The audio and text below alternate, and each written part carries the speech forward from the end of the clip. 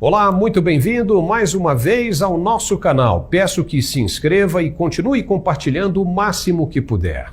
Muito obrigado. Está chegando um momento bem complicado para a equipe de transição do novo governo conseguir o que está pleiteando a mais no orçamento da União. Ou seja, e por enquanto, mais 200 bilhões de reais. O Congresso da atual legislatura só funciona até o dia 23 de dezembro. E os petistas precisam da aprovação do furo no teto de gastos para cumprir com as promessas de campanha.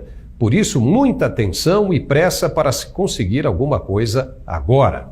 Porque se não for possível, se não der tempo, o novo governo terá de trabalhar muito para convencer os novos congressistas de que realmente é necessário gastar mais do que o presidente Bolsonaro está gastando hoje dentro do teto. A equipe econômica que está aí, no atual governo, e não há divergências quanto a isso, conseguiu o equilíbrio das contas públicas e opera no azul, com dinheiro em sobra, no caixa, e tudo programado para o cumprimento das metas sociais sem nenhuma pedalada. Se a proposta dos que foram eleitos fosse a continuidade dos programas, o dinheiro daria tranquilamente. Mas são promessas exuberantes de picanha e cervejinha e outras tantas que acabam engordando as despesas desnecessárias. Vale dizer que nunca se ouviu tanta besteira nos meios de comunicação e nas mídias sociais com relação ao atual momento político brasileiro como o que estamos ouvindo nos últimos tempos. Primeiro se fala que o atual presidente está cometendo um crime por ainda não ter admitido a derrota nas urnas. E muita gente está festejando o que chama de vitória da democracia. Mas parece que está havendo uma perda de noção, de equilíbrio do labirinto. Uma tonteria, como se diz no espanhol, quando se trata dos desdobramentos dos últimos acontecimentos. Procuram atribuir as manifestações a atos antidemocráticos, mas não é nada disso. Ninguém está percebendo que os movimentos em frente aos quartéis não têm mais nada a ver com colocar o presidente Bolsonaro em mais um mandato de 4 anos no governo. Nem tampouco tem a ver com golpes, porque os artigos estão inclusos na Constituição. São atos permitidos, inclusive o que está se pedindo. O que estamos vendo agora, na verdade, é apenas a resistência de uma massa imobilizada, contrária à implementação de um plano de governo socialista que se prepara para definir novas diretrizes e impor regras rígidas ao cotidiano de cada cidadão brasileiro conforme a vontade de algumas autoridades. Essa turma de manifestantes tem informação do que se passa ao redor do Brasil, nos países vizinhos, e com toda razão tem o direito de não querer que a mesma coisa aconteça em seu país. E ao contrário do que muita gente imaginava, eles não estão desanimando. O fim de semana foi lotado na porta de vários quartéis pelo Brasil afora. E até personalidades do meio artístico começaram a aderir ao movimento. O Brasil está numa condição maravilhosa e o que é mais incrível, vocês vejam que o lado de lá já conseguiu mostrar o que é que eles vão fazer. E já é um estrago. É verdade. Nós vamos deixar? Não. Então é melhor a gente sofrer agora, porque nós vamos sofrer o que a Venezuela e o que a Argentina, eles estão... eu acabei de receber uma foto linda na Argentina, eles estão rezando por nós. Rezando por nós. Então é isso. A resistência é para evitar a implementação de um regime político compartilhado com o resto da América Latina. Apenas isso. Para o que Bolsonaro fez ou deixou de fazer em termos da lei, se ele cometeu infrações ou não, existe legislação para resolver isso. E o que tiver de ser, será. O que é lamentável é a parte oposicionista da imprensa nacional querer transferir para ele a culpa do país não ter chegado aos níveis de alguns outros do primeiro mundo, como Suécia, Finlândia, Alemanha ou Dinamarca, nesses últimos 4 anos de governo. Tratam como se ele tivesse destruído o Brasil. Mas o que Bolsonaro fez para despertar essa ira e sentimento de alívio por ele ter perdido as eleições? Ou melhor, o que ele deixou de fazer? A economia está ruim? Está faltando comida para os mais necessitados? Não tem programas sociais? Diga. Vamos lá, enumere e mande nos comentários.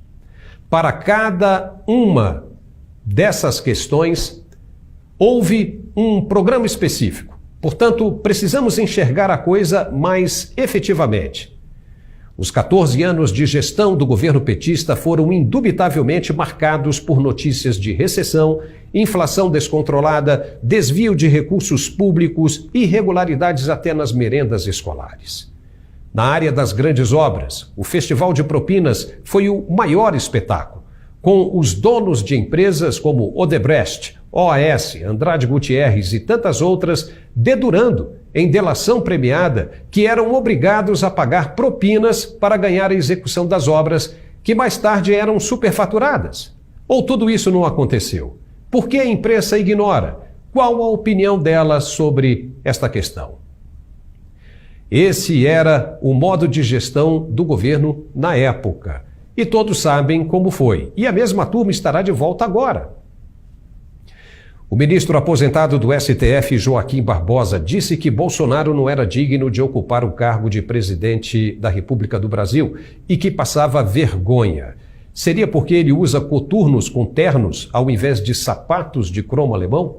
Ou seria porque ele não se hospeda em hotéis de luxo e sim em quartéis e come pastelzinho de queijo na esquina? Ou o Brasil é o único lugar onde quem denuncia um crime pode ser preso, mesmo que apresente provas. Isso sim que é uma vergonha.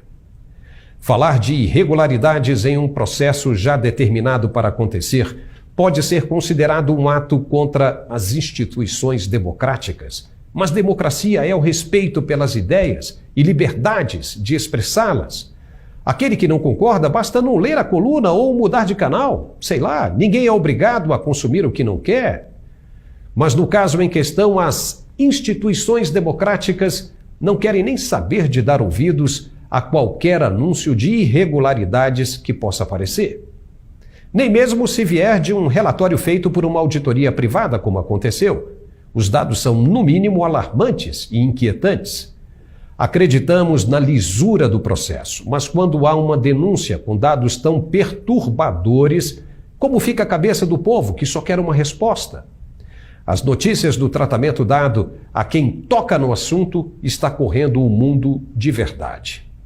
O jornal americano The New York Times trouxe, na sua edição de domingo, uma página inteira falando das manifestações brasileiras e dos absurdos cometidos pelas autoridades que insistem em acabar com as liberdades de expressão. O jornal exalta as manifestações com a foto de uma multidão lotando as portas de quartéis e o título: "O que a democracia americana pode aprender com o Brasil?"